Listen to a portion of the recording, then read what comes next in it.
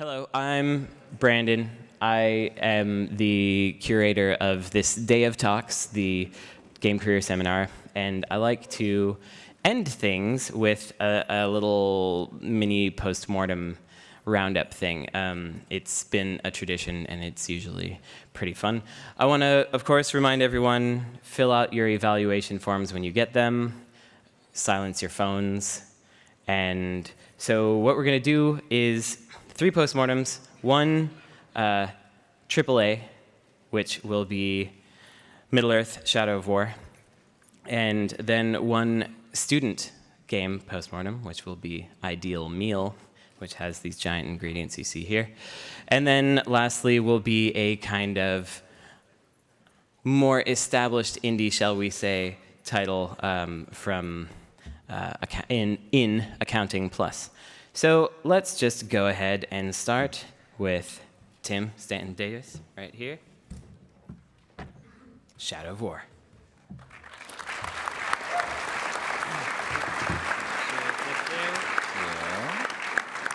I think you might have to slide it on over. Slide it over and play. That works. Thanks, Brandon. Sure. All right, hey everyone. My name is Timothy Staten Davis. I'm a technical game designer currently based in Seattle. I just finished up working with 343 Industries on Halo Infinite, and before that, I was working on Shadow of War with Monolith on their mission design team. So that's what I decided to talk to you today about, since I can't talk about Halo right now. So a little postmortem about my experience doing mission design towards the end of production for Shadow of War and pushing the game out. In particular, as I said, I joined the team mid-production, and in some cases, if you guys are familiar, like trial by fire is a term that's been thrown around a lot. In some cases, this means that they do it on purpose to learn about you, test you out, put you through pressure. In some cases, it's on accident, right? And in a lot of AAA situations, if it's mid-production, it might end up being on accident, like for me. So in my case, I met my lead, and I was given guidance from him initially saying, he told me to ask him if I needed any help with anything, and then also offloaded the documentation, online documentation from the team.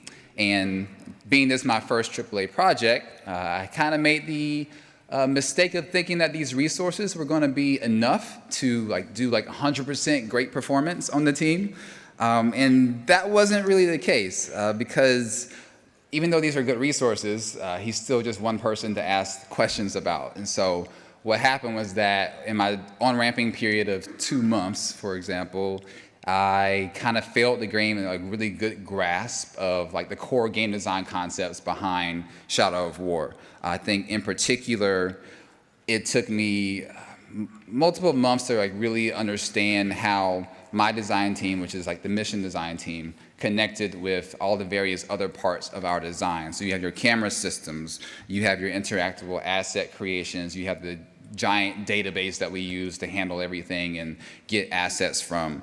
And I think I learned each of these bits on a case-by-case basis instead of all at once. So usually things would happen where my lead would tell me, hey, we need some help on this new feature that we're trying to wrap up and add to these missions. Can you help with that? And of course, I'm like, yeah, of course, right? And the thing about that was I had to just ask a bunch of people how to do what I'm trying to do, essentially. I haven't learned how to do that thing yet, right? And that's the difficulty of the situation. And so what I kind of took away from it a little bit was that your team might not give you the keys, as I like to say, right? And to some degree, it falls on you to really focus on vigorously asking the right questions about what you need to know and how you're covering your bases to do good design work on this project, right? And it's something you have to grab the keys to the game and understand what you need to understand, right? And I believe that the best way to do this is to really focus that first on-ramping period, that 2-month time frame that you have to learn everything before people start not allowing it to happen anymore for you to mess up, essentially. I think it's important to learn the essentials of the game design, right? And then also focus on the tools that you need to learn to do your best work. Because you need to learn the tools as best as you can.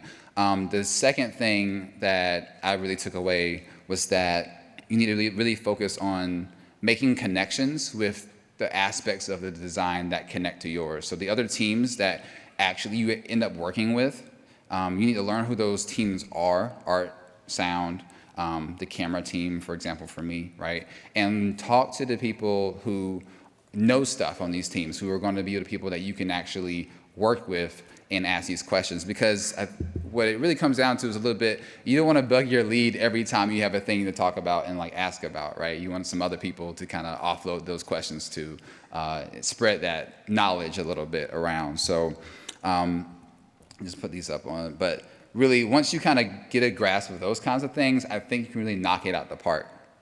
So related to that bit, because that's kind of like a mixed thing,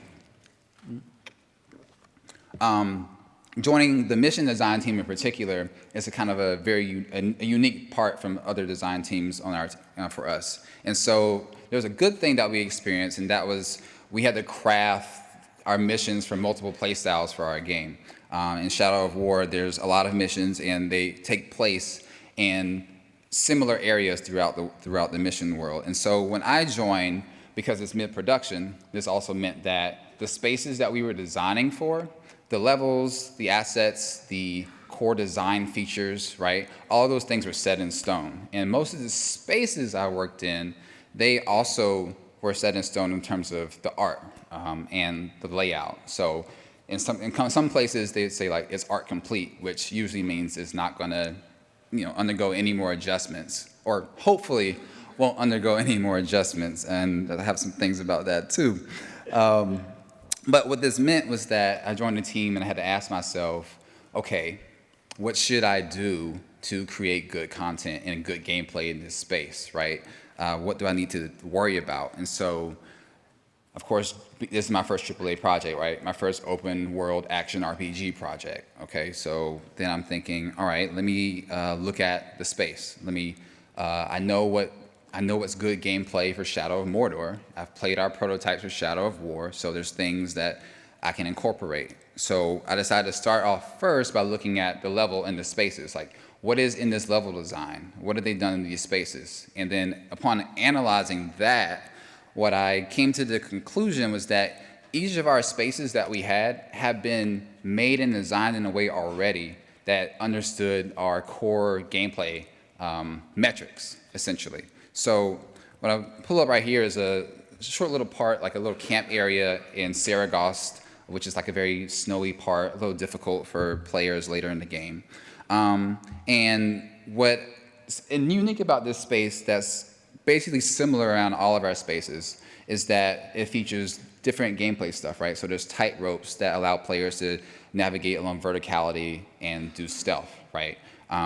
There's these large different types of buildings of different sizes that allow players to go up and down, move around, depending on how they want to approach the space. There's these large open spaces that support good horde combat because there's a lot of like large groups of combat when the orcs are alerted. And so it's like things like this that as a mission designer, when we look at it, we say, I can build on top of this. I can craft unique missions and unique situations in this space because it already has things that I can use, and I can add more things to this to make it special. And so that was one of the really important things that I kind of realized that I wasn't told by my team when I joined the team, but it takes that kind of analysis. And then another bit is that I really focused on creating a list for myself, a list of all the important details that I need to pay attention to make good content, right? So this list was incorporating all the important elements for stealth gameplay, important elements for what I like to call combat assault gameplay, and then also narrative assets that I want to use to tell in-game narrative stories, because the world tells narrative storytelling for our side mission content. And so that main list I use that throughout the entire development time I was there. All the missions that I worked on, I used that list. And I think that's what really helped me to ensure that I had good gameplay that was at our quality bar. So we would meet, and then people would look at my missions, and they were like, okay, this is good. Like, we can work with this, right? So that's the one thing to kind of drive home, is that when you're asked to like get a new task and this area is completed, analyze the area. Think about the intent behind that space and like what you can do to add to that to make it better. And then also think about what personal things that you need to pay attention to for when you're doing your design. Because if you do that as a designer, you'll be able to kind of focus on your own design sensibilities as well, like your design style. How can you put that into your content and make it unique? And I think that's important from a design standpoint.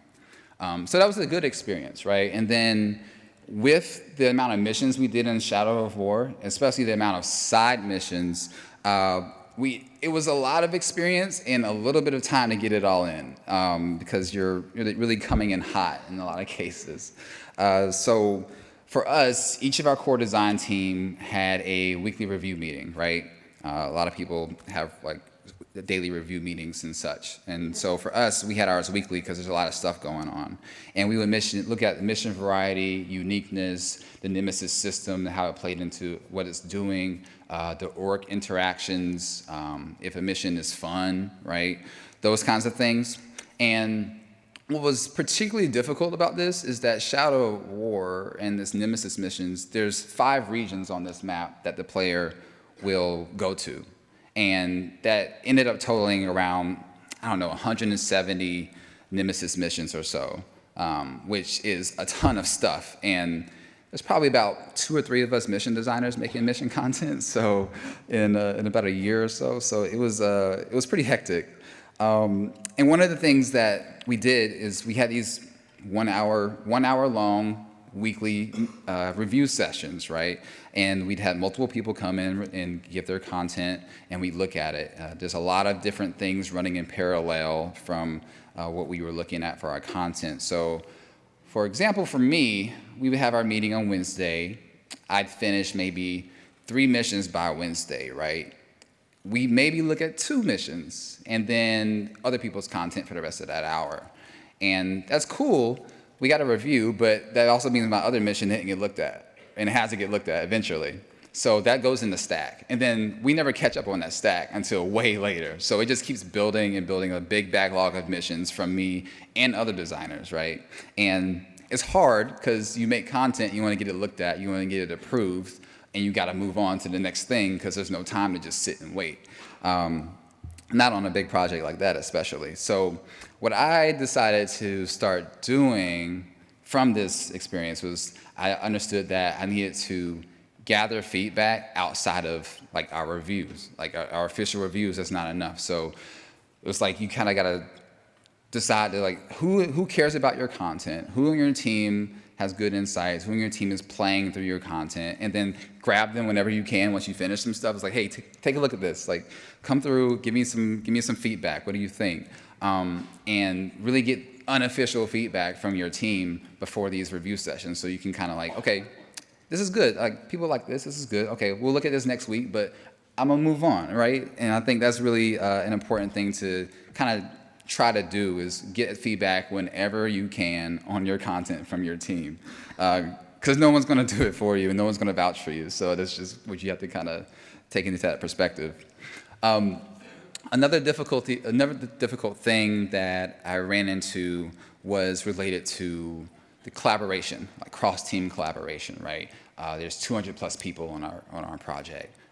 And I had to work in tandem with the art team in particular. And I think one of the things that's really unique to AAA, in my opinion, is that there's often some conflict of interest between certain groups. And it's particularly when you have your design team, your art team, your engineering team, right? We all have different things that we want to accomplish, but still want to make a good game.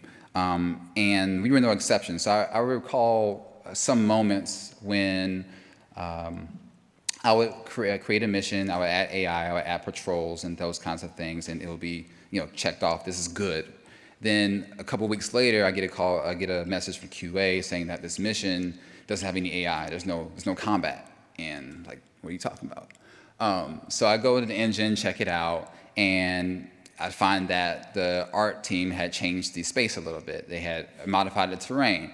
And now that's blocking all my spawn points and all my patrol points, so they're not spawning anymore. I'm like, oh, okay. So I go in, I fix it, of course, and do that. But this happened on multiple occasions, right? Because they're art complete, but not art complete. And this is especially evident in places like Saragost and like mountainous areas that have a lot of rock formations, different levels of thickness for ice, and all kinds of stuff. There's small tweaks and adjustments and things like that. So this was what I boiled this down to was an issue of mostly communication and information between our teams, right? Art made changes, and our team, our design team, didn't find out about that until the changes were in the game already. So we had no idea to even prepare for it and found out late. And that's the really tough part, I think. An important part about an open world game in particular is open world games have to have this interconnectivity, right?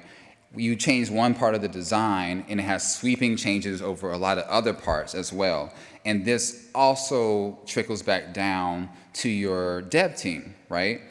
Certain teams outside of my team would make changes, and then my design team wouldn't find out about it until after they're in, versus our team or design team would make changes, and art might not find out about it until later, right? And of course, why would the environment art team care about that? Like, there's a mission and there's all these things over here when they're concerned about their art and being a good space for that. And it kind of goes right there. So I think what it ended up being is that really insulated teams are not conducive to the holistic open world game experience, right? It's important to kind of get out your group bubble and meet different people related to your team that you can talk with and basically work with in a very collaborative way. You want that cohesiveness and interconnectivity with your team in order to have that cohesiveness with your open world experience, right?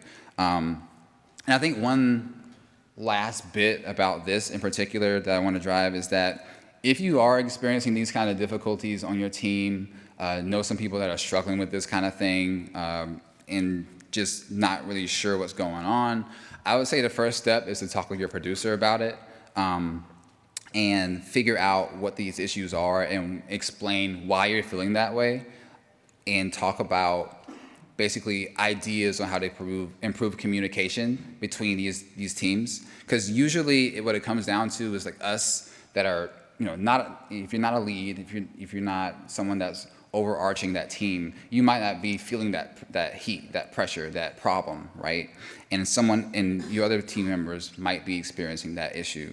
So it's important for us to kind of talk with our team members a little bit, figure out if other people are feeling the same way, and group together with those other groups, those other teams that we're supposed to be communicating with, talk with them and figure out, okay, how can we improve communication? What are the solutions to this issue? Because we need to make the best game that we can make. And really, I think that what that comes down to is like, these changes usually happen from the bottom up and not from the top down. So it is up to your team and your people to come together and kind of figure out what you guys should do to fix those issues, and then it'll trickle up eventually as you guys keep pushing it. Last little bit I want to point out is that we had a dope tools team on Shadow of War, just point blank. The tools are great. They've allowed us to, this is a picture from Unreal Engine 4. I couldn't actually get stuff, but tools were great. Tools were overwhelmingly powerful for what we needed to do. And the reason that was the case was because our tools team was like the glue for the project. They made some great content, some great debug console stuff that we could utilize. And that was only possible because the tools team was an integral part of the development process from like day one, essentially. So They were comfortable, our team was comfortable with telling the tools team, hey, this stuff is not working. Hey, I need some help with this, giving feedback and iterating on the tools. Overall, really just show your tools team some love if you have one. If it's just 2 people, if it's just 1 person, like really make sure that they know that they're appreciated and to keep doing good work, integrate them, and then also try to cultivate a good, comfortable culture for them to talk with people on your team. Just wrapping up, just a little shout out to a couple of folks that helped me write this or get some information I didn't have from Monolith. And thanks.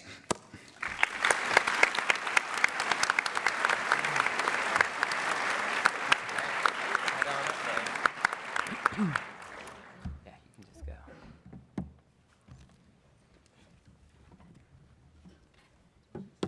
Yes.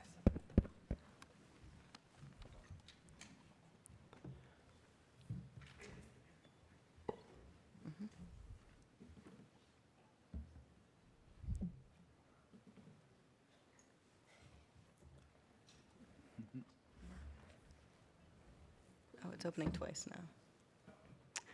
Oh, I've already messed it up. Thanks for the tools, Jan.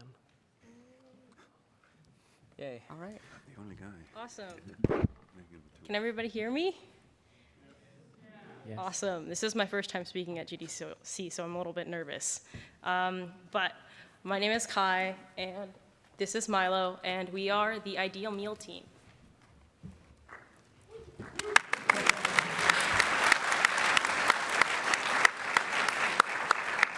So we are a student team, and before we start, we do want to give a big shout out to a bunch of people.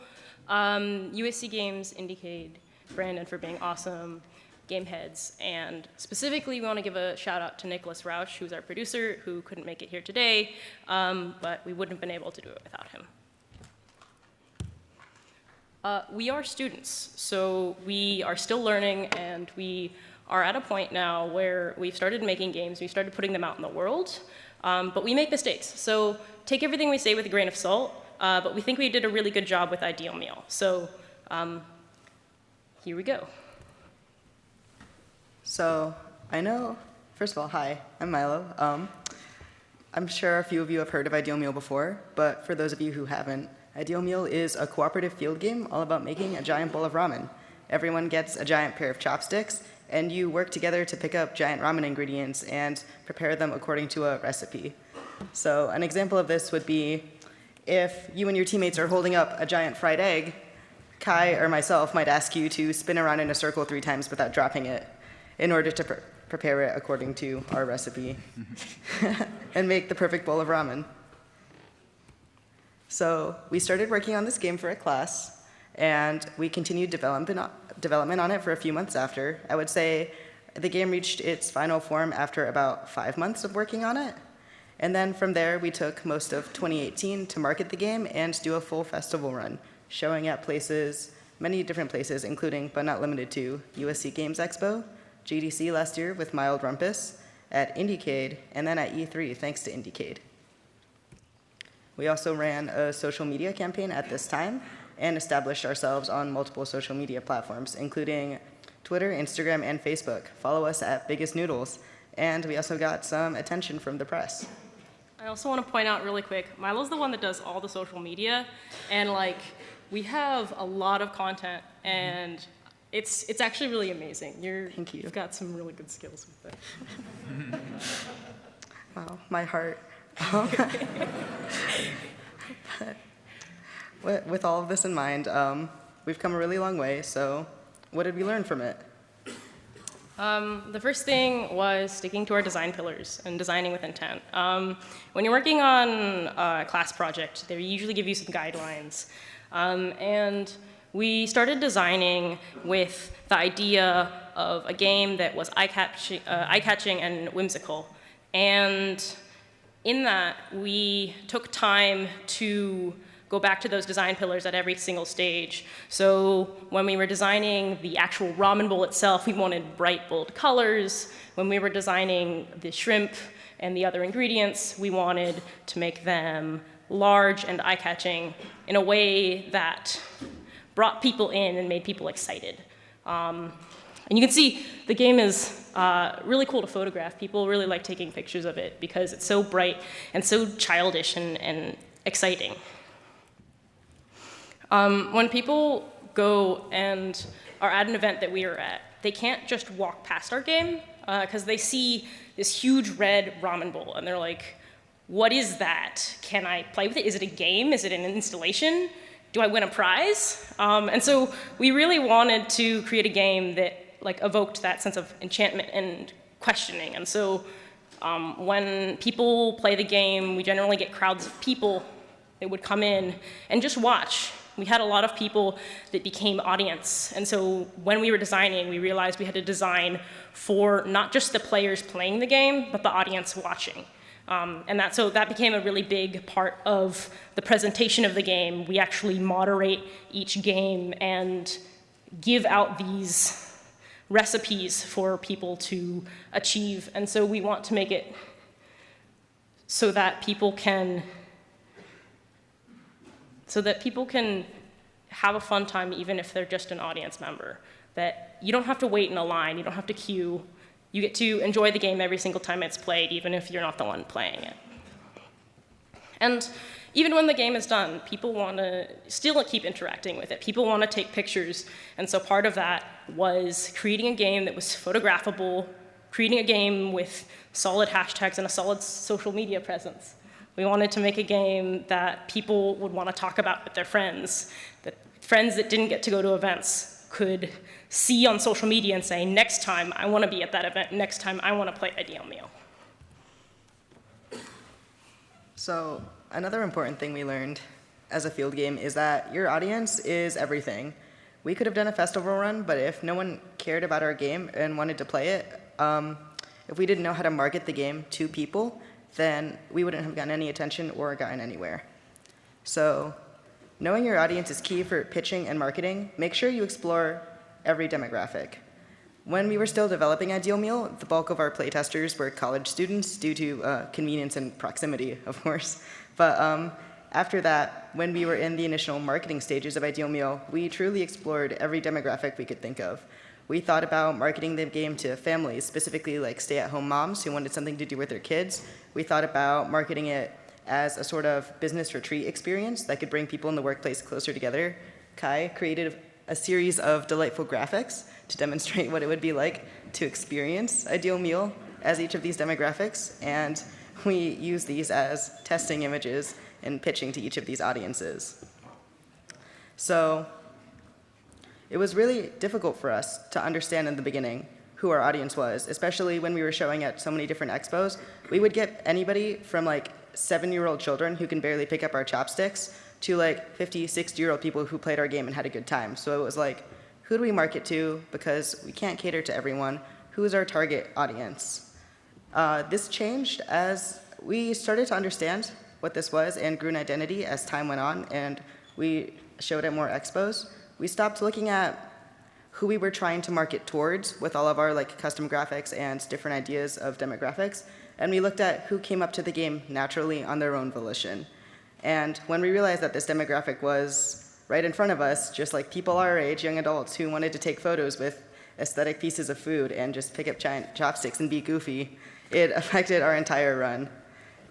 Everything kind of like fell into place. Once we figured it out, our marketing suddenly became crystal clear as to who we were marketing towards.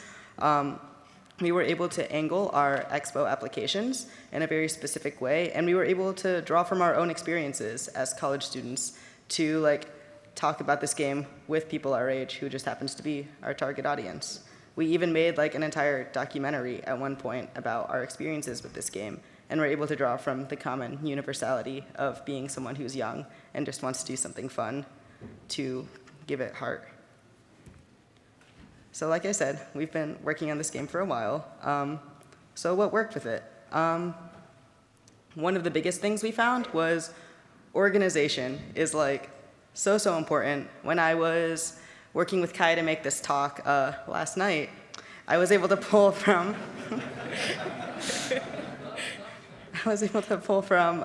an entire series of past presentations I'd done on Ideal Meal because I had them all saved with a very specific naming convention, and I knew exactly where I could get each photo that looked good, that looks pretty on a presentation. I have like every single photo that I've ever taken at an expo of somebody playing at an ideal meal, like stored in a folder with a specific name, so I'm able to find it easily if I ever need it. Another really important thing is queuing your social media. This entire Postmortem is actually just a plug in disguise for the app called Buffer, which allows you to queue all of your social media posts on multiple platforms in just approximately 10 minutes. I didn't actually know at first that Milo was using Buffer, and so we would be in class, and I get a notification that Ideal Meal has posted something, and I look over to Milo, and Milo's like taking notes and being a diligent student, and I'm like, wait, we just posted. There's like 6 different hashtags, and you know, we have this whole social media presence, and yet Milo seems like he's just chilling. And so I was like, how did you do it? And he was like, well, I use Buffer, and it's actually really helpful because not only does it let you queue up posts for like Twitter, it lets you queue multiple posts across different platforms. It lets you time stuff and lets you look up like specific hashtags that are super useful for getting noticed. Yeah, it was definitely critical, like in establishing Ideal Meal's social media presence, because like Kai said, we were still students and we couldn't just tweet at like 11 a.m. every single day. And then finally, logos. Like your logo should be on every single thing you post, every single thing that you like interface with. A lot of times people will see a photo of your game and they'll be like, where can I find this? Where can I learn more?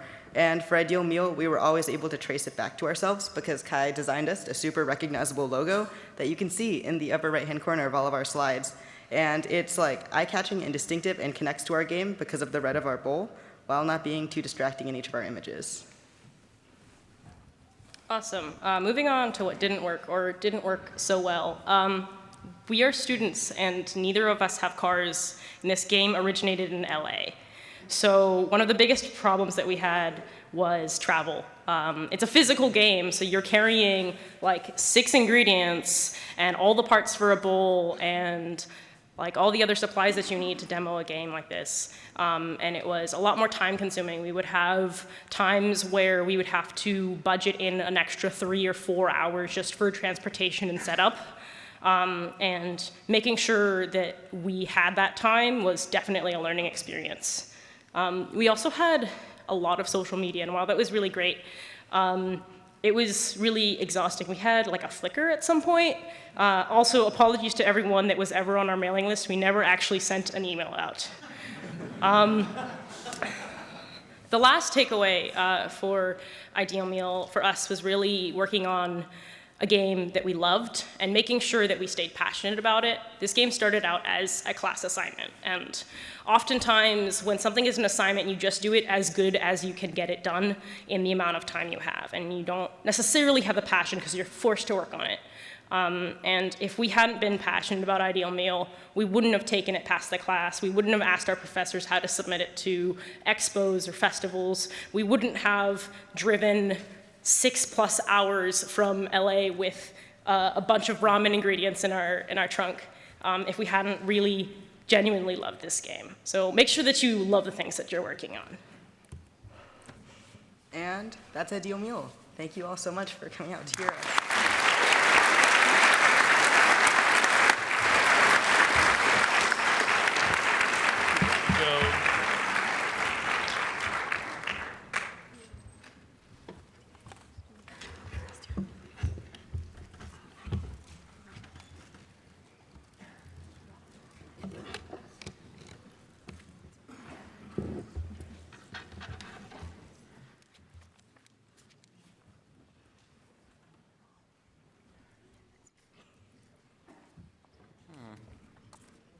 Try again. Yeah, let's try again. Unplug and replug.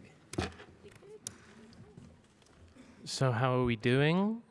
How's everybody? Everyone had a good GDC? Oh, we're starting. Enough small talk. Hello, I am William Pugh, and this is... Jan Strootman. And we're from Crows. We're the co-creator and lead developer of a game called Accounting Plus.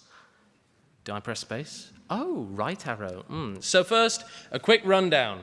What is Accounting Plus?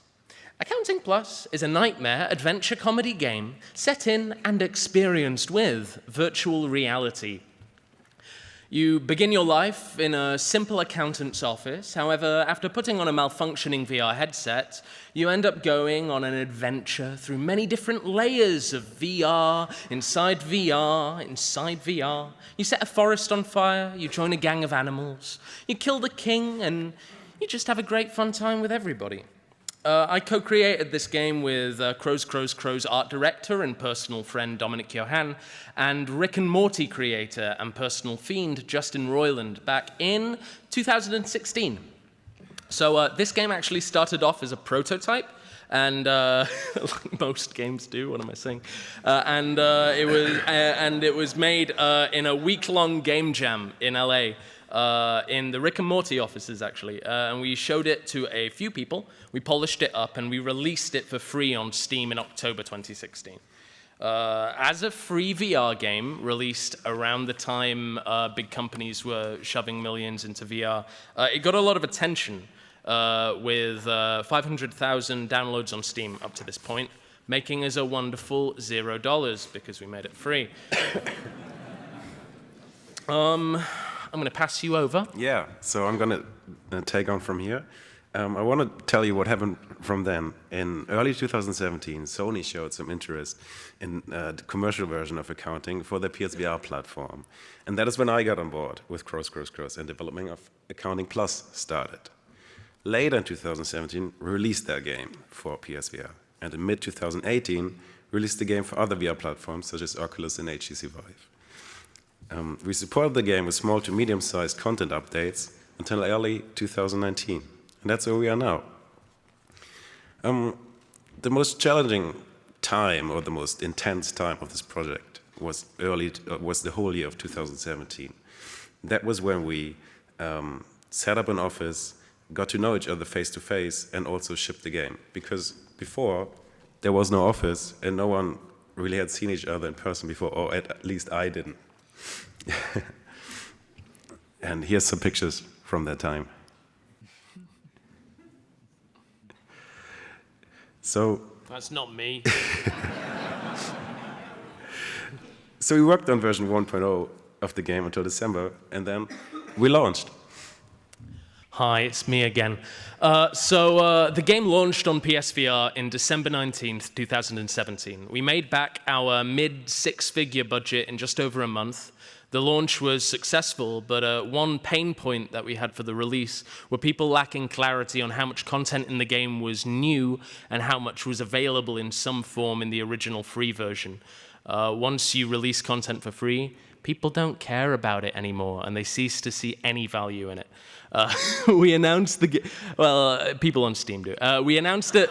We announced at the Game Awards, which helped to amplify this clarification, and it gave us a chance to explain to a very wide audience why accounting was worth a second look.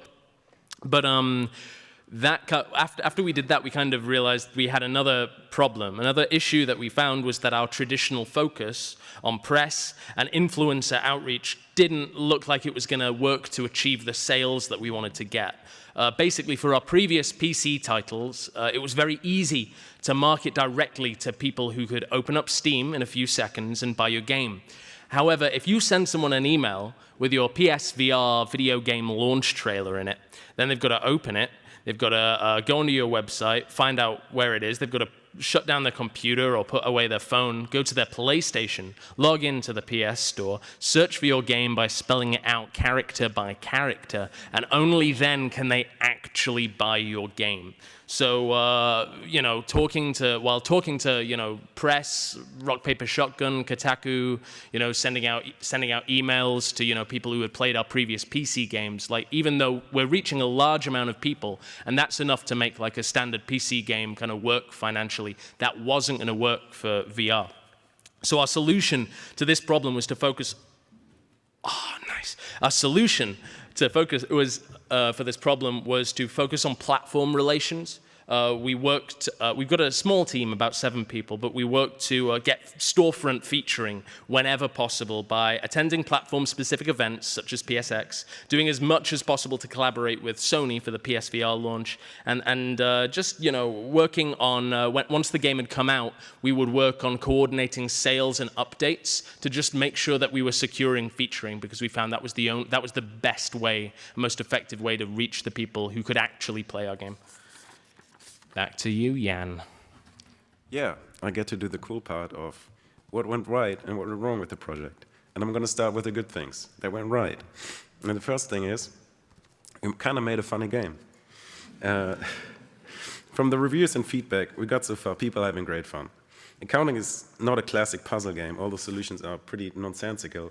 And first-time players might feel like the game's thrown even roadblocks into their way. What makes Accounting Plus work is the silly framing of each scenario combined with a mostly improvised but high-energy dialogue. Everything adds up to the overall wackiness. Now, don't get me wrong, accounting is still a very obscene and vulgar game, but I'd like to claim we succeeded in the creation of an hilarious game which simply didn't exist in a similar form before. All right, next point. We became a team. As I said before, I literally became a single being. In the beginning, I only knew Tom, our musician and sound designer, and Dom, our art director, but I never met the rest of the team in person before. And making the transition from working together in a virtual space to a physical one did not go without friction. Shipping a game always comes with struggles, but we managed those together and learned about each individual strengths and weaknesses. And today, we're a stronger team. And the last point I'd like to highlight is that the success of accounting allowed us to spread out internationally even more. We collaborated with Futaba and Wakana Nakayama to create a custom-tailored trailer for the release of Accounting Plus in Japan. They had creative freedom in what they wanted to do and delivered a great result, and I recommend you check it out on our YouTube channel. So, there's bad stuff too. We weren't great at finding priorities. Cross was definitely used to shorter release cycles and only mostly releasing free games. We kind of built an audience that had a high attention of what we're doing. So at about half of the development time of the first version, our attention shifted to creating something new for that audience. So they didn't have to wait as long to hear from us. We were not great at finding right scope for that, and actually had to abandon that little side project to just finish Accounting Plus in time. Next point is foresight. A big part of Accounting Plus was to have voice actors improvise, expand on a written script, and just kind of do their thing.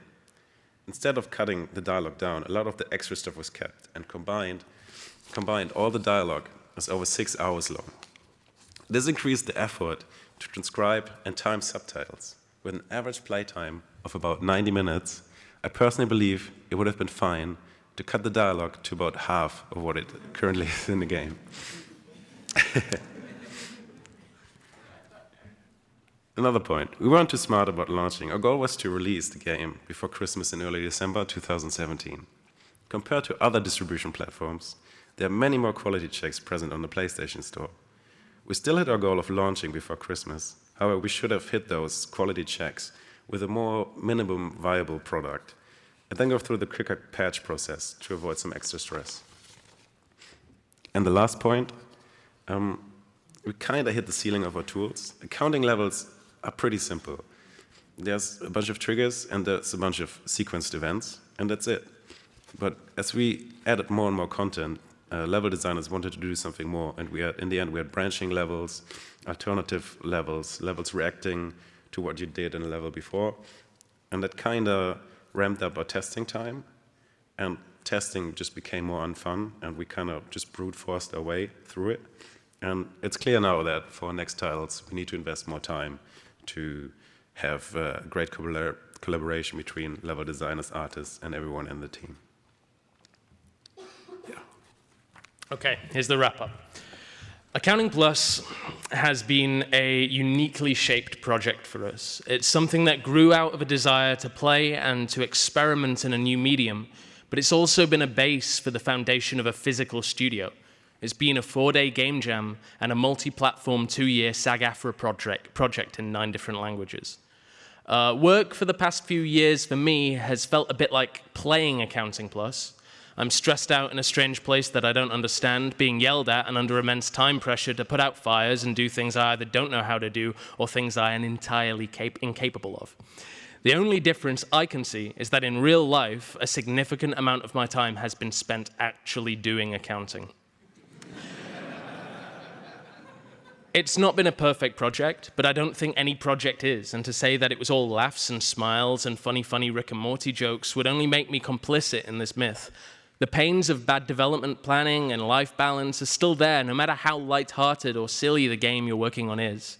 I can't believe this is our job was said a lot during development, but I think you better believe it's your job. If you don't take breaks and if you don't take pacing yourself seriously, you will burn out, no matter how fun your game is. Now that the dust has settled, I'd say that Accounting Plus is something made unashamedly and entirely consistent in its madness. We're stronger as a team for having finished it, but lessons aren't always learned without pain and lost time. I want to thank everybody at Crows and Squanch Games who worked on Accounting Plus, and I would encourage all of you to go to crowscrowscrows.com, and you can find out about accounting at accountingpl.us. Now, that's it, but in the spirit of the game Accounting Plus, I would like to continue repeating the same points that I made before until someone does something to cut me off. So crowscrowscrows.com is our website, and you can visit.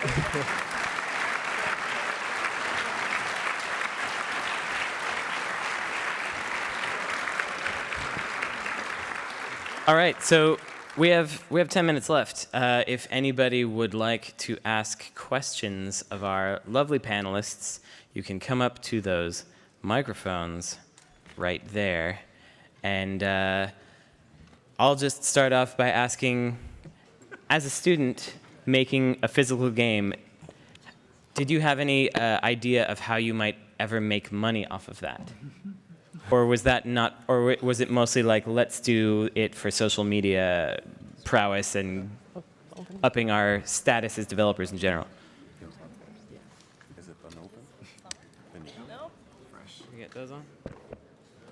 Is this one on? This one's on. Get over there, get over. Yeah. Come over there. Okay. Okay. For Ideal Meal and creating something that's viable commercially, we had a couple ideas. It was really about trying to understand the target audience, I think, and which target audiences are going to pay for something and which target audiences aren't. Oftentimes with festival runs, you show the game, you get a lot of press, but you aren't actually making money because people just want to have a good time and play it for fun. They don't realize that there's a lot of work involved. So the more corporate icebreaker style game that we had originally marketed with was definitely one of the ways that we were working to attack that commercial problem. Yeah. We had a few ideas. Kai figured out how we could make an inflatable version of Ideal Meal and actually crafted an inflatable shrimp. We had an idea for an Ideal Meal that was made entirely out of origami and could fit in the palm of your hand. We looked up the actual cost it would be to kickstart Ideal Meal. Yeah, there's an entire Ideal Meal Kickstarter that exists that no one will ever see because this game will not be available commercially. But we decided overall that it would just be better to focus on to put all of our eggs in one basket and do one experience that we knew we could polish perfectly, which was showing Ideal Meal at festivals as an interactive experience. Thanks. I think you were first there. Yeah, question for Accounting Plus. Play the game, love it. Thanks. Jinx. What is your writing process? The writing process was a bit different for all of development. It kind of went on a scale. So on one end, we had, when we had most access to collaboration with Justin, what we do is we'd essentially, we'd talk about what we think would be a funny concept or like an interesting kind of gimmick or concept for a room or a level, and then we'd work out the logic, and then write, say, the first kind of 20 seconds of each dialogue up to the key bit of information that had to be imparted to the player, and then it would be up to the voice actor for that character to go where they wanted to go. There was other parts where it was very scripted, and it was all scripted, it was all written out, and then there were points where it was kind of very, very improvised, and you kind of, there was a lot of improvisation. Way over half the dialogue is improvised, I'd say. Love it. Thank Which you. shouldn't be cut, by the way, on the record. Great. Hi, this is a question for Crows. Oh, no. And, well, it's actually more of a suggestion disguised as a question. So, you said things you struggled with included priorities and foresight. Have you considered hiring a producer? I'll let you know that our producer's in the front row. Hi. And I think like with respect, she came on halfway through production and did an excellent job at getting us over the line. I do not envy your position down there in the front row. I'm sure you did the best you possibly could, given the material. Cool. All right, next.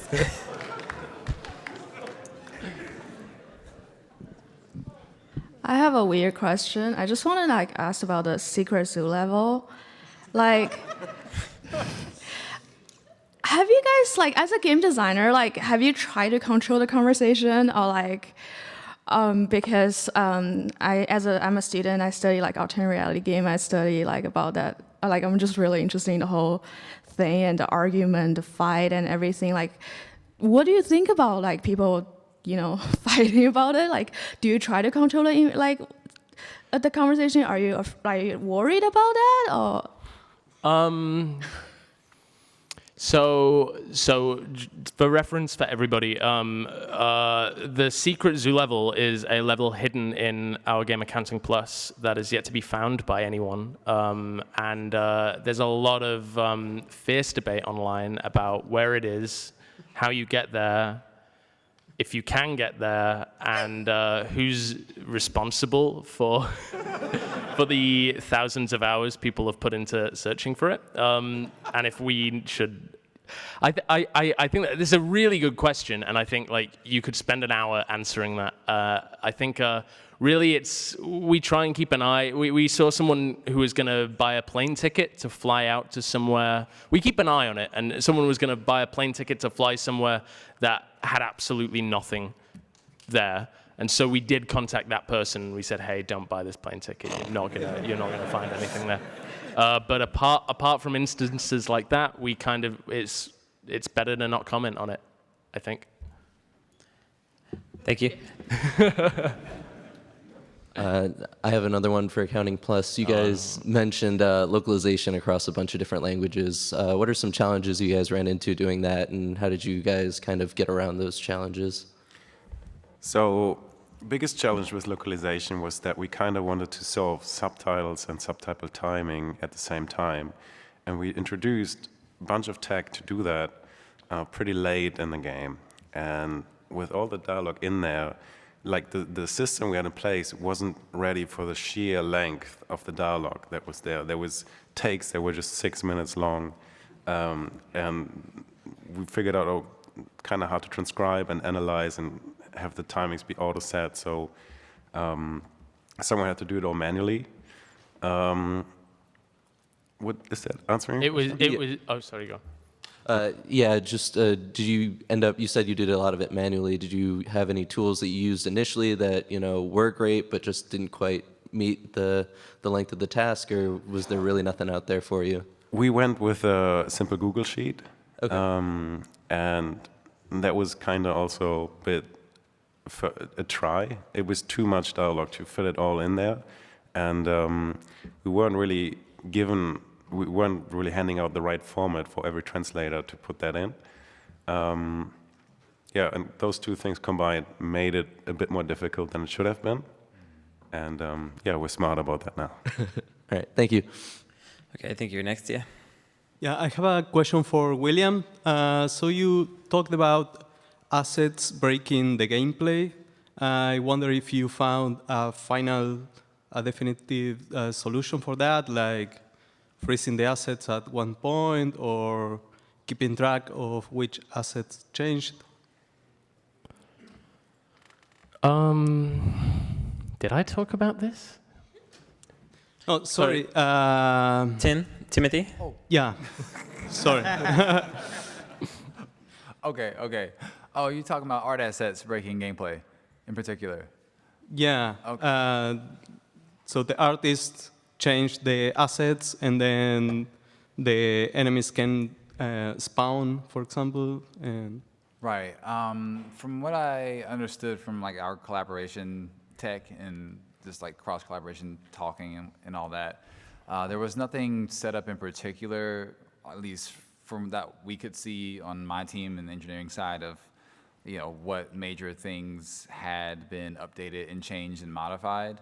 Of course, through Perforce and those systems, it was obvious on there, but there's nothing on the system that would indicate exactly what changed and where and those details. And none of us are reading the notes for everything either. So there's not a whole lot that was set in place for that. Yeah. okay, so it's something you had to go with that. And Yeah, it is something that, well, we had to just deal with it, but there could be tools and methods out there to better handle that. With the 2 studios I've been with so far, we haven't had anything in particular to deal with that yet. So. Okay. There are some folks out there that have custom tools that do that kind of stuff, that like show conflicts visually, but that they tend to have to be set up manually, and you have to know what kinds of conflicts to expect first. So that's what I've seen in that regard. Because we had to tightly optimize for PSVR, Jan would undo my changes if I made them, and you just generally scared me into not making any art changes to the level, even though I wanted to. Yeah, I think that's what worked for us. It's my game now. I think we can do one more. I think it's you. Oh, actually, T asked my question. You're first? Thank you. Oh, he did? Okay. Then it's you. Hello. I got a question for accounting. I'm just wondering, when you guys were making this, what was the process like for playtesting? Bad. It was all right. In the beginning, we had... Perfect. That's the thing I want to say. Cross doesn't work like a traditional game studio. And a lot of convention you probably hear at GDC, they don't apply to us. So with a lot of things, we were kind of finding our groove, and playtesting was part of that. We built levels in the beginning, kind of consolidated everyone's changes, additions, and playtested at the end of each week.